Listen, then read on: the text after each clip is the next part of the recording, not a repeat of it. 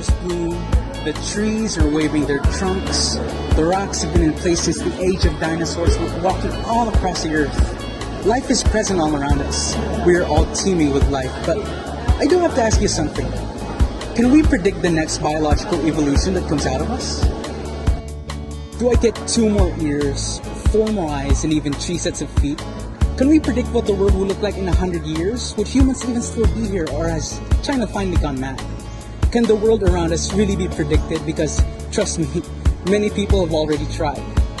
But is it really possible? Or are all these just musings of some crazy homeless people from the Middle Ages? The world we live in is a complex and unpredictable place. From the tiniest sparkle to the largest star. From the tiniest speck of dirt from our shoe to the biggest piece of dirt we can see every day in the news. Every aspect of our universe follows a set of laws that govern its behavior. These laws are known as classical mechanics.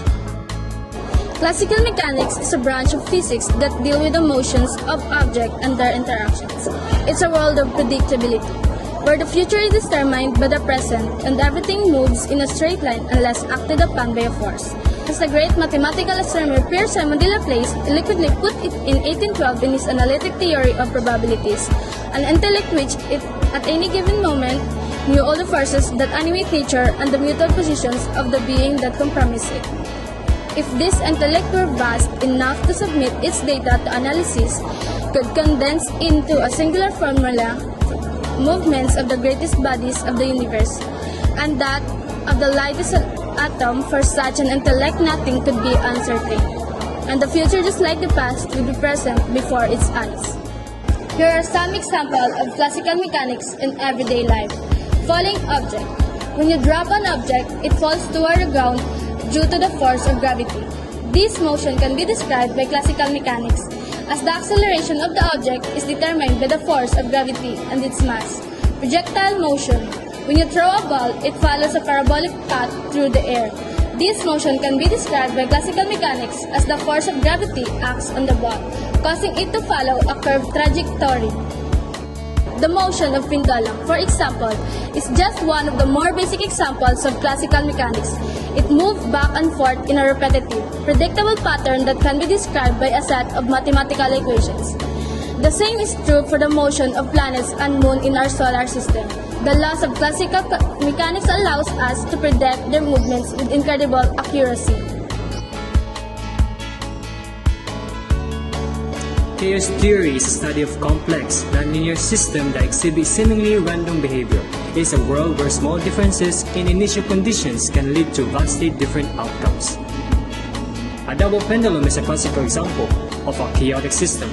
Although it is governed by the same laws of classical mechanics, its behavior is highly sensitive to initial conditions, making its future motion too difficult to predict.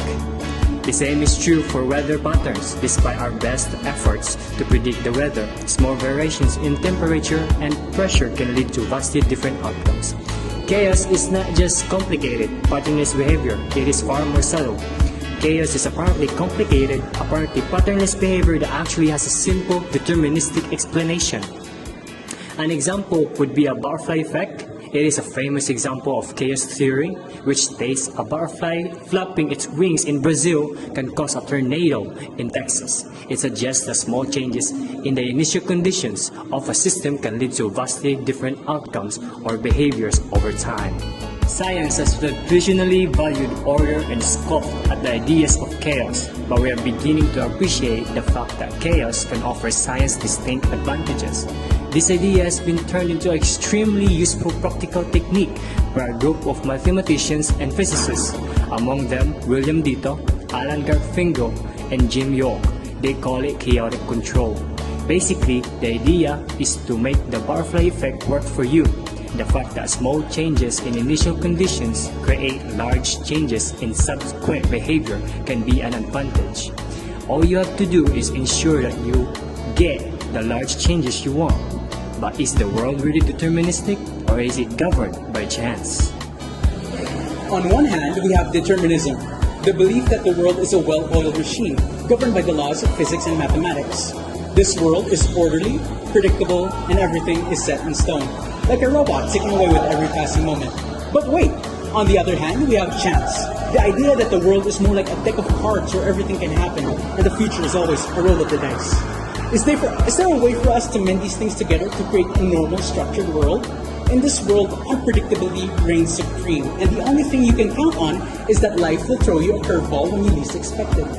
Let's continue that conversation later. First, we'll talk about decoherence.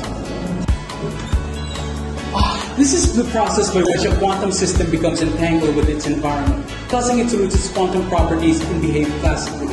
A simple example of decoherence that can be found in everyday life is the behavior of soap bubbles.